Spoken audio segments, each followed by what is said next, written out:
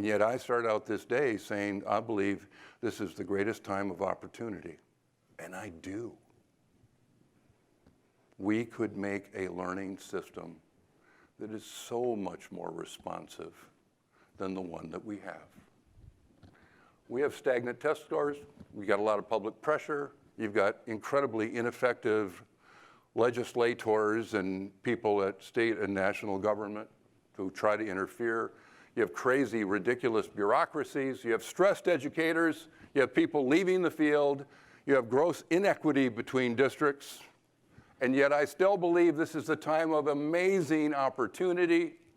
It is our time to put together a system that looks kind of like this. These are just the basic constructs. We'll fill in the pieces for you. Clear, concise learning goals along a pathway to higher level skills. Does anyone here use the Khan Academy?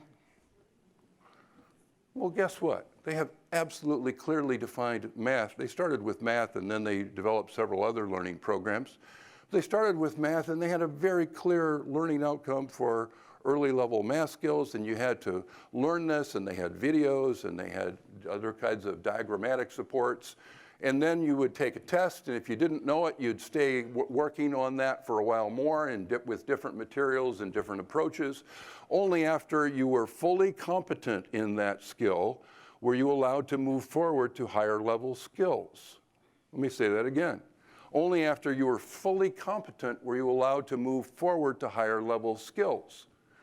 And a couple of weeks later, they circled around and checked again to make sure you still knew what you seemed to know 2 weeks ago, to make sure it wasn't just a good day or somebody helped you or something like that. They constantly worked to make sure that they were building on a solid foundation of understanding. Building on a solid foundation of understanding requires clear learning goals, lower level, building to higher levels, all the way up to the highest level skills you could imagine. Teachers should know exactly where kids are on this learning pathway. This isn't how our system now is designed. Our system now is designed primarily to cover grade level curriculum or cover the content standards that have been associated with each grade in each content area. That's the prime directive in most schools. Teachers knowing precisely where their kids are as they grow in math skills and reading skills and literacy skills and phonologic skills and oral language skills and sensory motor skills and behavior and SEL skills. Knowing where kids are precisely has not yet been a real part of most systems. Students should also know where they're at. Why pretend? Buddy, here's what you can do well. Here's what you're ready to learn. Here's what we're going to work on. When you work on it and you learn it, it's going to look like this. And then you're going to be ready for this.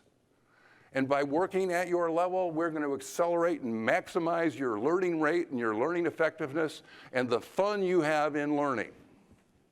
Personalized instruction gives kids what they need at their optimal level for learning, the zone of proximal development, the instructional match.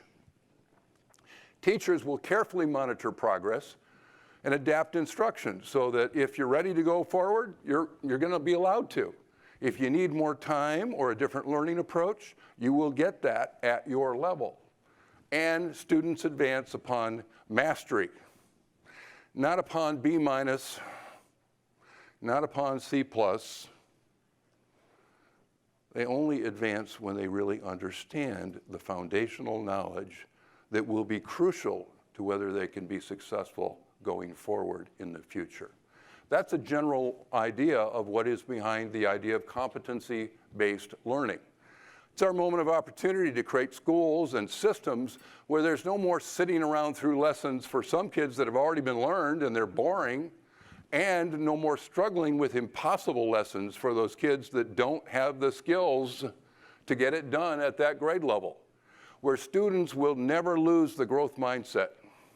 Boy, this one is personal to me. When I sit with children who have already started, they're only 5, 6, 7, 8 years old, who have already started to believe they're not good at something, that breaks my heart. To me, it's like a moral issue. It's an ethical issue. We need to help kids know that they do, in fact, have that beautiful human capacity to learn, not just now in first grade, but in fact, you're going to have that capacity forever. You don't ever need to stop learning. As a reader, as a mathematician, as a thinker, as a collaborator, as a problem solver, you can learn forever. Where assessment is meaningful, where you use assessment not just to give a grade, but instead assessment is used to figure out how to teach this kid in the most effective way.